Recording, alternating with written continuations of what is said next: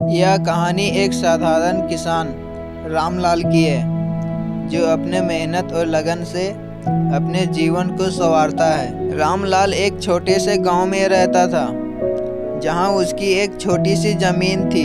वह सुबह से लेकर शाम तक अपनी खेती में मेहनत करता, लेकिन उसका फसल का उत्पादन बहुत कम होता था। उसका जीवन संघर्षों से भरा हुआ था, लेकिन उसके दिल में हमेशा एक उम्मीद थी कि एक दिन मेरी मेहनत रंग लाएगी।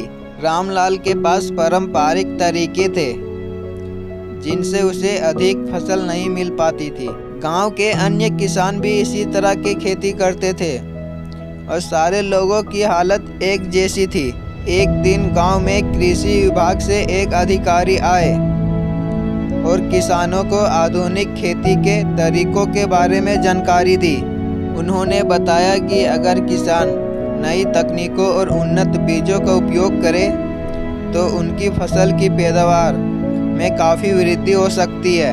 रामलाल ने अधिकारी की बातें ध्यान से सुनी और उनमें नई उम्मीद जगी। वह वापस अपने खेत में लौटा और उसने ठान लिया कि इस बार कुछ नया करेगा। उसने उन्नत बीज खरीदी, मिट्टी की जांच करवाई और सही प्रकार की खाद और पानी का उपयोग किया। वह दिन रात अपने खेत में मेहनत करने लगा, लेकिन इस बार उसके मेहनत में कुछ नया जोश और उत्साह था। कुछ महीनों बाद जब फसल काटने का समय आया, तो रामलाल की फसल को देखकर सभी गांव वाले हैरान रह गए। उसकी फसल पहले से कहीं ज़्यादा थी और गुणवत्ता में भी बेहतर थी। रामलाल की मेहनत और नई तकनीकों का प्रयोग रंग लाया था। उसकी यह सफलता गांव के अन्य लोगों के लिए भी प्रेरणा बनी। उन्होंने भी रामलाल से सीखा और नई तकनीकों का प्रयोग करना शुरू किया। रामलाल के आर्थिक स्थिति में भी काफ़ी सुधार हुआ।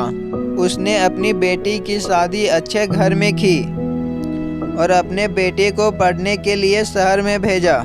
अब वह अपने गांव का सबसे सम्मानित किसान बन गया था।